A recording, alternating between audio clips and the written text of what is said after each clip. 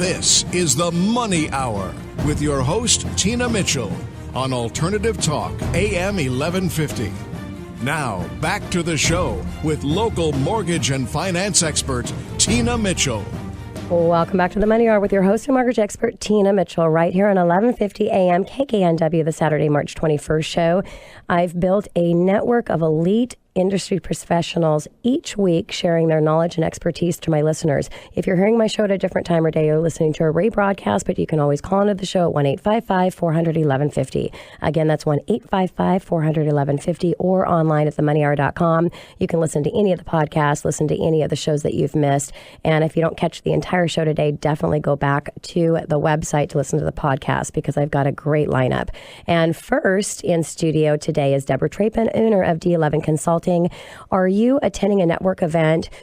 Do you feel that it's awkward? Do you want to have it go awkward to awesome? Debra is going to share with you the essential tips for surviving and thriving in the event. And I can't think of anyone else better to do this, Debra. I'm so excited every time you come into studio. Thank you so much for coming back. Such a pleasure. Always love being here with you, Tina.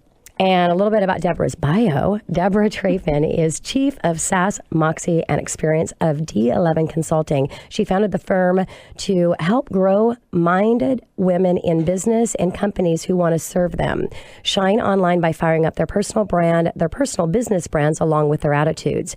If you want to start a business, attract more ideal clients, build influence, or amplify your voice, but have no idea where to start, Debra is the one that can help you. Get ready to clarify your values, purpose, and niche. Define what social media platforms are best for you and achieve your goals. All with lots of tech tips, oodles of Moxie, and tons of fun along with Journey. Debra's all about oodles of fun. Debra's daily mission is to ignite passion, influence purpose, and inspire progress by connecting, engaging, elevating, and empower relationships and ideas. Her superpower, creating clarity in chaos. She helps you navigate and focus on the truth, then fires you up and into action. I don't know, Debra, with that bio, I don't know how anybody could not want to talk with you. And I have to say personally, Debra, you have been such an inspiration and such a huge part of my business, not just my mortgage business, but my software business, and being able to build a friendship with you is just, it means so much to me. And I encourage anyone out there, especially the women out there that are listening, any realtors that listen to the show, because we do have a lot of industry leader realtors in studio, which I have one of them here today. Give Debra a call. Go to my website, themoneyhour.com, and search Debra's name. Listen to the previous shows. Today's the show's a little bit to a different twist than I normally talk with Debra, because this is really all about networking events and how to maximize your opportunity in the networking events. But I just highly encourage that you reach out to her because my personal endorsement goes way, way far. And thank you again, Debra, for spending time here with me. Wowza. Thank you. And you gotta look at her picture online too. She's a beautiful woman. So Debra, let's go ahead and start out with why so many people are timid about networking. Well, actually the word networking usually gives people hives. Mm-hmm. They hear networking and they think, oh gosh, what am I going to say? What am I going to do? It's going to be uncomfortable. And most of the time it's just because they're not prepared. And we've talked a couple of times on other episodes about the niche statement and really understanding how to have good conversation with people. And that really does spill over into networking events because in today's world, we're so connected with technology that when we have an opportunity to be in real life with someone, a lot of the times we forget actually how to have a conversation. Yes. Because we're so used to using our thumbs to communicate. Yeah. And so there's a bigger fear factor than ever to actually be in front of someone that we may or may not know very well. And especially when it's in a business environment, because you do have a very specific reason of why you're there. It is to network. That's why they call it a networking group, and to connect with people. And when you're going with there's people that you don't know, and you're there specifically for a reason or agenda, it's different than just going into a personal event and not feeling that there's something that you want to take away from it. So how would you advise realtors or any other professional to actually prepare to attend a networking event?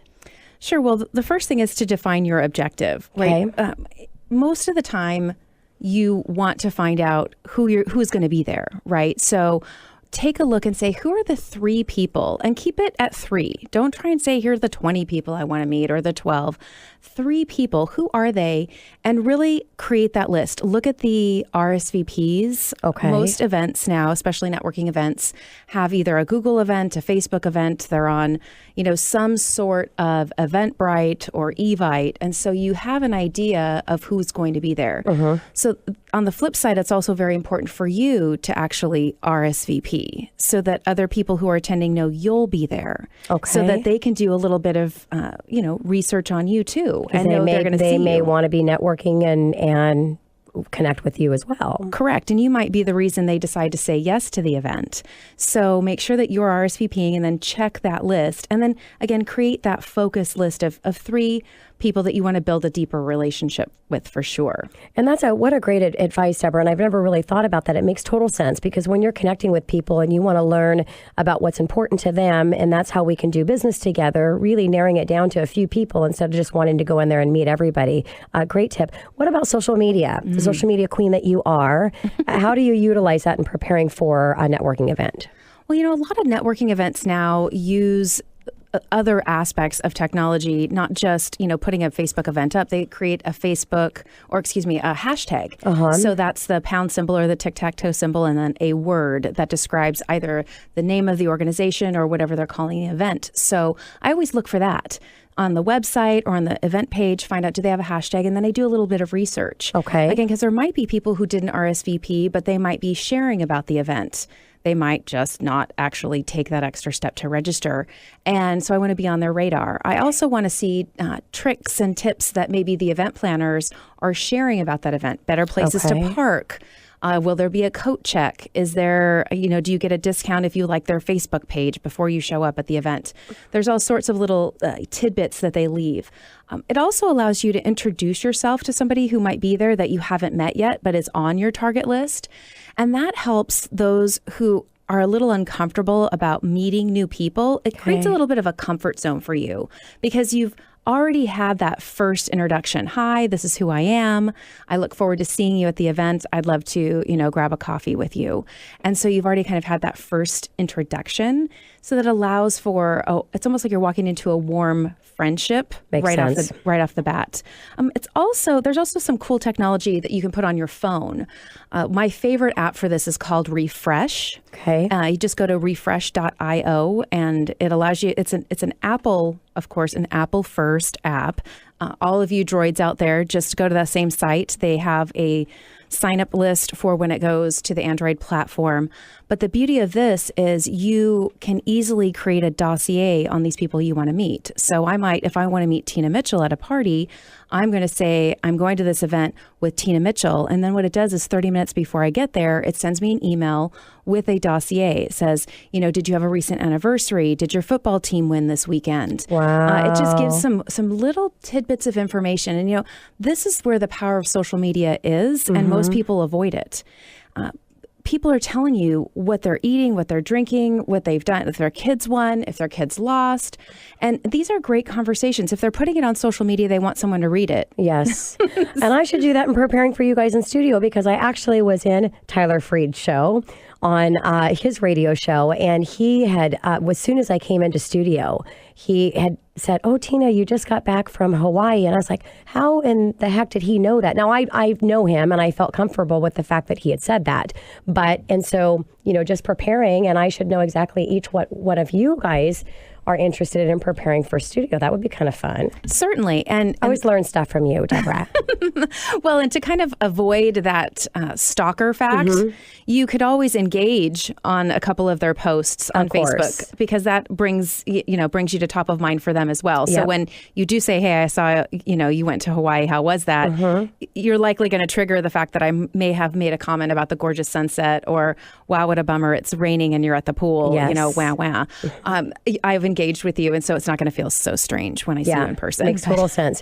So what about having someone else attend with you? A lot of times people are, we've already talked about, there can be an awkward and just, you're just not really feeling at your game going into this big event. What about bringing someone, whether it's a spouse or it's a coworker or somebody from your team? Yes, I am a huge fan of doing things in pairs. It's kind of like shoes. Things are better in pairs. Okay, yeah. But you have to be very careful about who your guest is. Who your plus one is very important, because whether you like it or not, they do represent you in some way, shape, or form.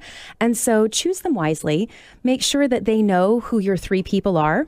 So the 3 people that you want to meet, give them a little bit of information, arm them with, this is what this person looks like. This is what I'm hoping to talk to them about. Okay. Because here's the beauty of having a wingman or a wing woman, is that they can help tell your story. So if you really want to do business with someone and you don't want to be like, oh, I'm the best at doing this, you can actually have them say, oh, I've worked with Debra. So if Tina and I were at an event, you might tell them the things I've done for you, as opposed to me having to say, here are the things I can do for you as a consultant. And so it allows somebody else to tell your story, but it also allows you to help them build their business. So you can actually be helping each other build your business at this event together. And so you can do it for them and they can do it for you.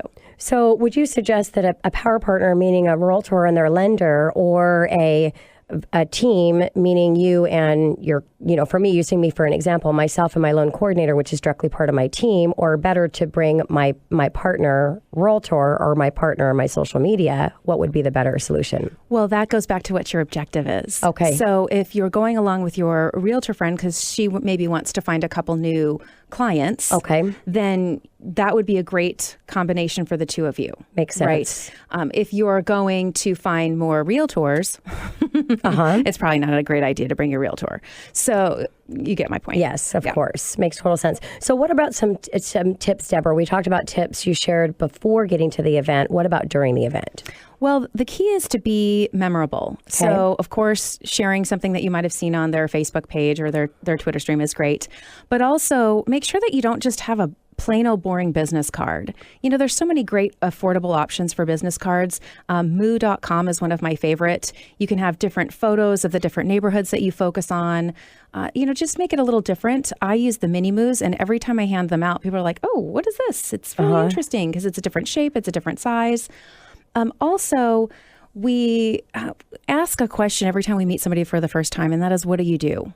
Right? And so come up with something a little bit more original than I just sell real estate. Okay. All right.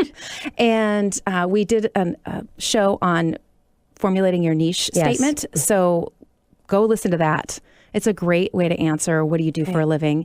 That is more inspiring than I just sell houses. And then the last tip that I would have on that would really be, instead of asking others what do they do for a living, ask them what they're passionate about. Ask them what they do for fun. People love to talk about the fact that they've got a passion project, they're working on a charity auction that's coming up. That's more memorable than what do you do for a living. Makes sense. Alcohol. A lot of times these events have alcohol, Debra. What's your suggestion there? Yes. And, the real estate industry loves our alcohol. So moderation. Moderation. A glass of wine is fine, but then switch to club soda with a twist of lemon. It's still festive, but it's going to keep your wits about you. You want to remember what you talked about, and you do not want to be remembered for dancing on the table. Yes, makes total sense. So we talked about before planning, during planning. What about when you're after the event? Because I think a lot of people miss that opportunity. What are your tips there? Yes. Well, first of all, follow up tomorrow. Don't follow up tonight. Okay, makes sense. So make sure that, because you don't want them to, feel the pressure. Plus, you want to be on the top of their inbox. Yes. Also, it's a good point to share with you is don't post your photos online that night either. Really? Wait until the next day. Okay. You want to be able to look at them on a larger screen, make sure that there are no bulges or, drunken scenes behind. You want everyone to look good. Because the idea of sharing and following up the next day is if you're posting a photo on Facebook, you want them to share it. You want them to communicate on it. If they look horrid, they're not going to engage on it. They're going to untag themselves. And, I have a fun little rhyme. No posting online after 9 or 2 glasses of wine. I love that. And so it really is a great reminder because, again, you want to be able to engage with them. But make sure you're also connecting them with them outside of Facebook. Okay. Get connected to them on LinkedIn. Very, very important. Check out their website. Follow their RSS feed if they have a blog. Really show them, hey, I enjoyed talking with you. And by the way, I want to get connected to you. And then, of course, remind yourself within a week to get a scheduled appointment on the books with them. Makes total sense, Deborah. Thank you so much for walking us through the entire process of networking in a networking event. Can't wait to have you back in. And thanks again. Thank you. Coming up next on the Money Hour, real estate is a hot topic, and there's a lot of advice on how to navigate through the environment. But the wrong advice can be a big financial mistake that you do not want to make. Tyler McKenzie, managing broker in with John L. Scott Real Estate and 2015 president of Seattle King County Realtors. He definitely is an expert in this arena. Very excited to share his expertise with my listeners right here on 1150 AM KKNW after this short break.